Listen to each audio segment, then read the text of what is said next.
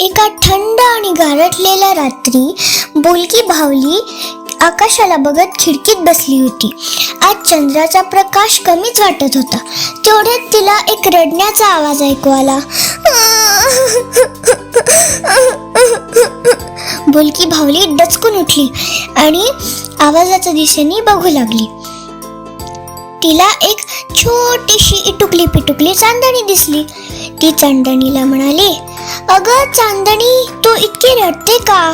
तिने चांदणीला आपल्याकडे बोलवलं आणि ती म्हणली, चांदणी, तू इतकी रडते का? चांदणी म्हणाली की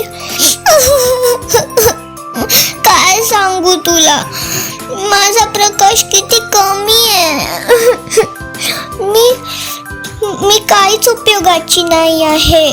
बोलकी बाहुली म्हणाली की असं काही नसतं, छोटे असो किंवा मोठे, सगळेजण काही ना काहीतरी उपयोगाचे असतातच.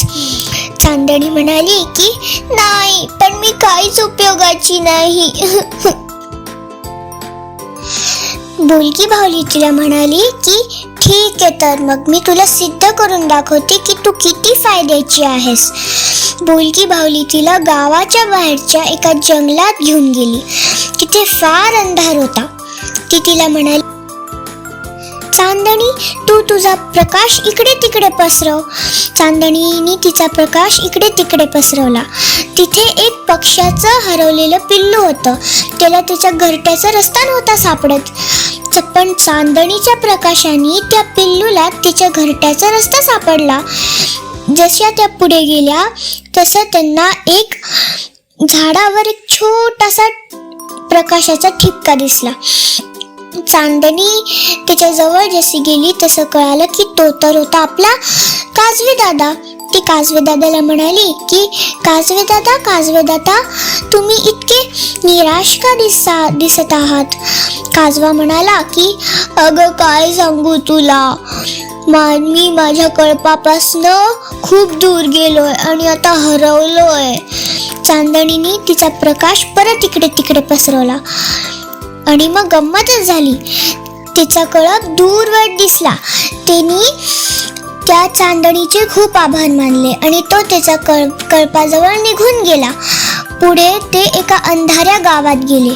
तिथले लाईट गेले होते. सगळे गावकरी घरात बसले होते. मुलं रडत होती. चांदणीने तिचा प्रकाश पूर्ण गावात पसरवला. तर गंमतच झाली.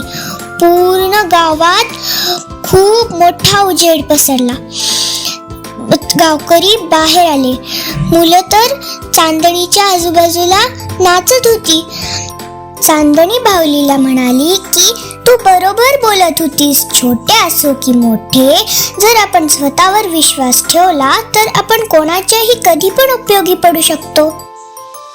मित्रांनो, जर तुम्हाला माझ्या गोष्टी आवडत असतील तर लाईक करा, शेअर करा आणि सबस्क्राईब करा.